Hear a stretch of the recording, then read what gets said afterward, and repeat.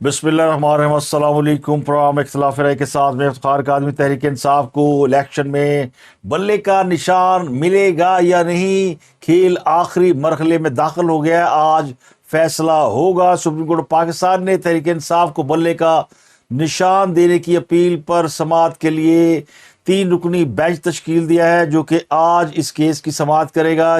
Bench में justice काजी फाइसा, justice Mohammad Ali मजहर और justice Musarrat हलाली साहिबा शामिल है। इससे पहले पाकिस्तान तहरीक इंसाफ ने इंटर पार्टी इंतखाबात का अलम और इंतखाबी निशान वापस लेने के पेशावर हाई कोर्ट के फैसले के खिलाफ सुप्रीम कोर्ट से रजू किया था, लेकिन दरख्वास्त समाअत के लिए मुकर्रर नहीं हुई थी। गुज़श्ता रोज़ सुप्रीम कोर्ट ने पीटीआई की बल्ले के निशान की बहाली के लिए दरख्वास्त को 10 जनवरी को मुकर्रर करने का हुक्म दिया था।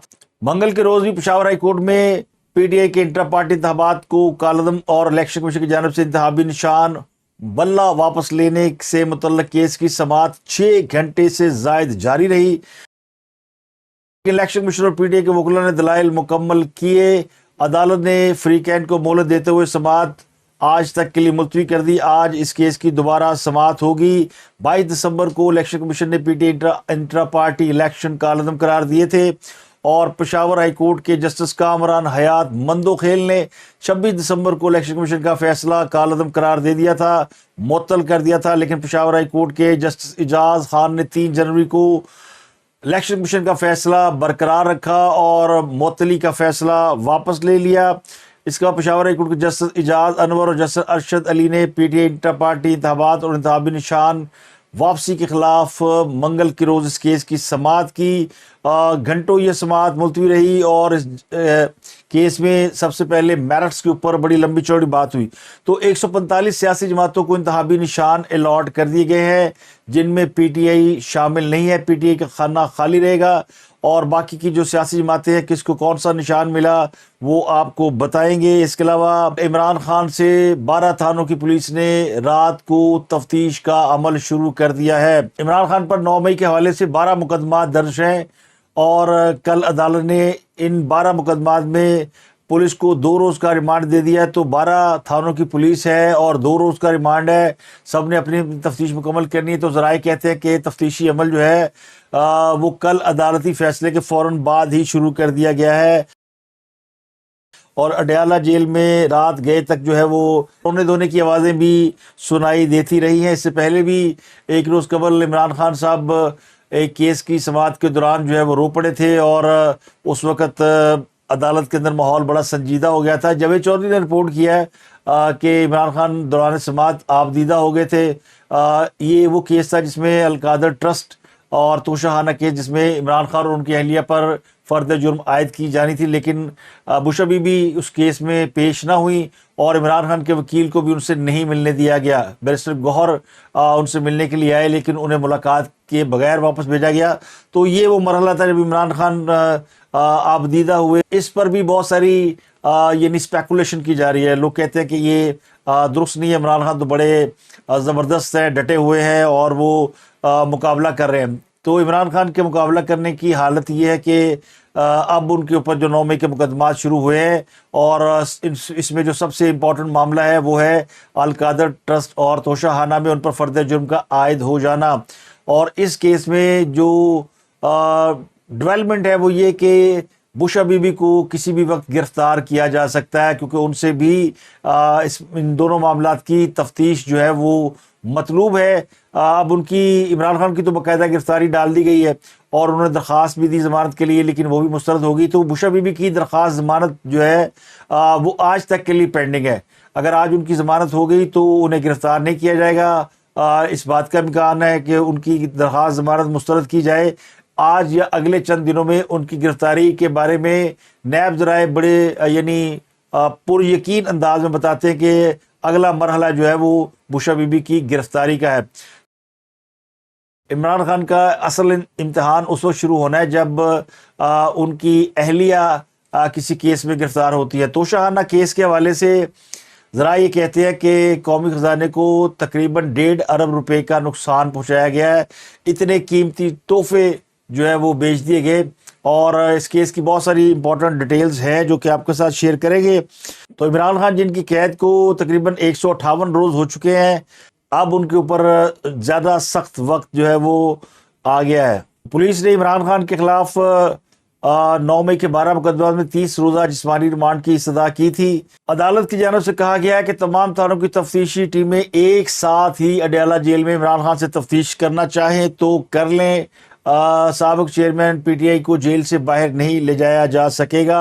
انسداد دہشت گردی کی عدالت نے کل یعنی بروز جمعرات اس کیس کی مکمل تفتیشی رپورٹ بھی طلب کی ہوئی ہے اور اس کیس کی سماعت بھی 11 جنوری کو صبح اڈیالہ جیل میں ہونی ہے۔ تو تفتیشی ٹیموں کے پاس کل کی رات، آج کا دن اور پھر آج کی رات یہ وقت ہے ان سے تفتیش کرنے کا۔ تو اسی سے آپ اندازہ لگا لیں کہ عمران خان پہ کس قسم کی یلغار ہو رہی ہوگی۔ پی ٹی آئی نے میڈیا ریلیشن اور لابنگ کے لیے امریکہ میں 2 نئی کمپنیوں سے معاہدہ کر لیا ہے۔ ذرائع کے مطابق یہ فرم پاکستان میں انتخابات کی مانیٹرنگ کے علاوہ امریکہ اور انٹرنیشنل میڈیا سے رابطے میں رہیں گی۔ پی ٹی آئی امریکہ کے رہنما عاطف خان نے اس کی تصدیق کی ہے۔ انہوں نے بتایا کہ امریکی پی آر فرم سے 3 ماہ کا معاہدہ کیا ہے اور یہ پی آر فرمز 10 دیگر تنظیموں کے ساتھ مل کر کام کر رہی ہیں۔ ماضی میں جولائی 2021 میں بھی سی آئی اے کے سابق عہدیدار رابرٹ لارنٹ گرین نے کی فرم ایل ایل سی کو پارٹی کی لابنگ کے لیے ہائر کیا گیا تھا۔ یہ کانٹریکٹ خفیہ طور پر پی ٹی آئی کے رہنما افتخار درانی نے سائن کیا تھا، جس کی فیس $25,000 ماہانہ تھی۔ اپریل 2022 میں پی ٹی آئی کی حکومت کے خاتمے کے بعد امریکہ میں پارٹی نے لابنگ فرم فینٹن اور لوک کی خدمات بھی حاصل کی تھی۔ لابنگ فرم نے امریکہ میں سینکڑوں امریکی اور مغربی میڈیا کے اداروں سے رابطہ کیا تھا اور بانی جماعت کے متعدد انٹرویو کرائے تھے۔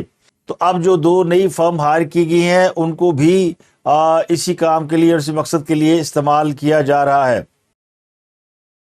پاکستان تحریک انصاف میں امیدواروں کی خطی فہرست جاری کرنے سے پہلے ہی ٹکٹوں کی تقسیم پر تنازع کھڑا ہو گیا ہے۔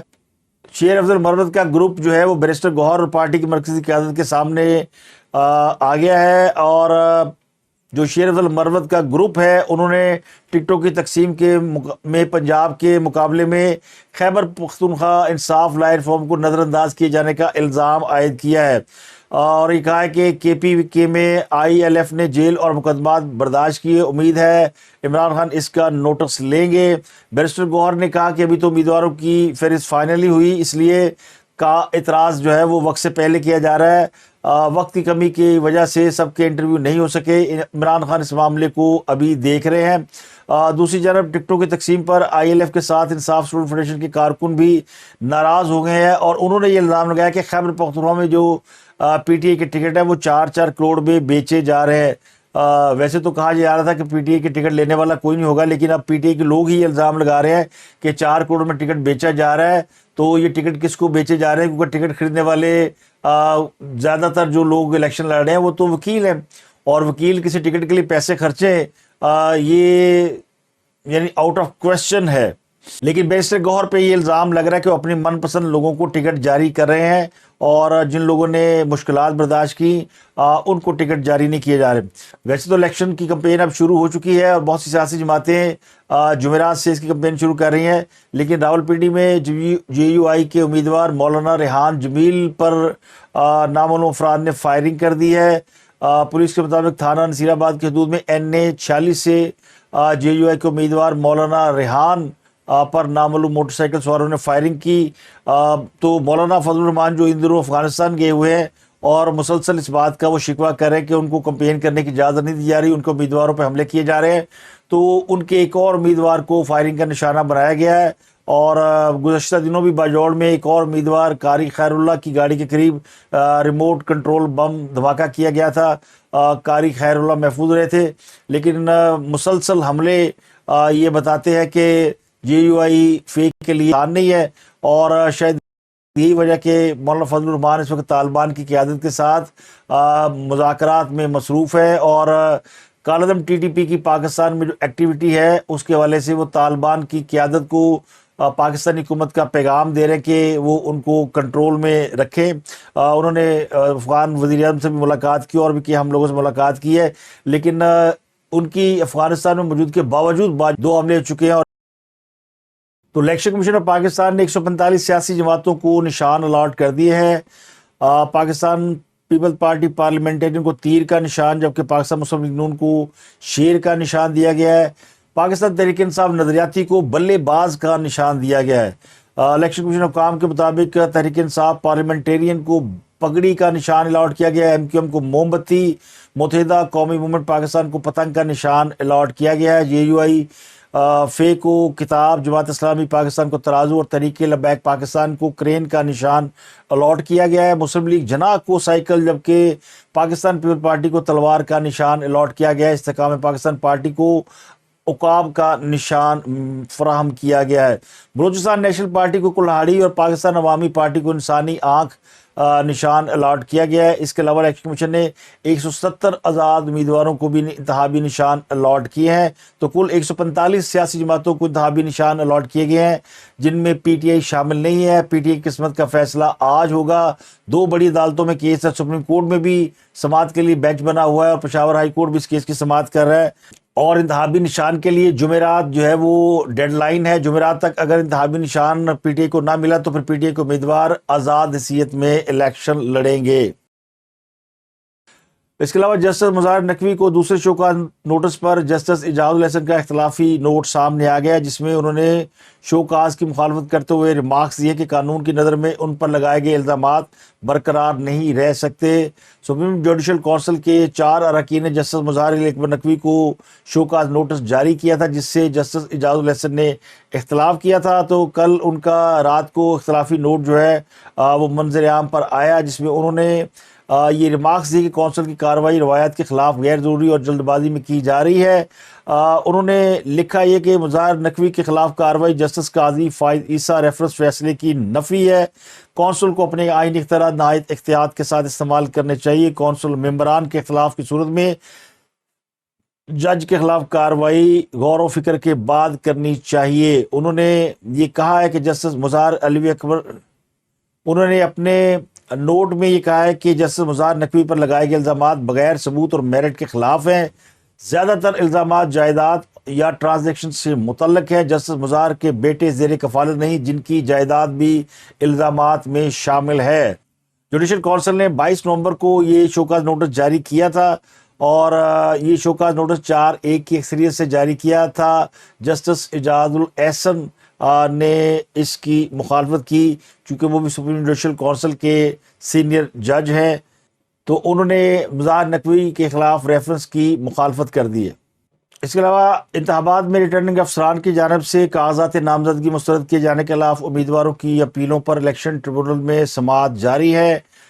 مراد سعید اور فواد چودھری کے کاغذات نامزدگی مسترد ہوئے ہیں، جبکہ عثمان ڈار کی والدہ ریحانہ ڈار کے کاغذات نامزدگی منظور کر لیے گئے ہیں، وہ الیکشن لڑنے کی اہل قرار پائی ہیں۔ اس کے علاوہ پی ٹی آئی امیدوار رانا جمیل حسن قصور کے صوبائی حلقے سے، پی ٹی آئی کی ناصرہ میو، این اے 131 سے مقصود احمد کی اپیلیں بھی منظور کر لی گئی ہیں۔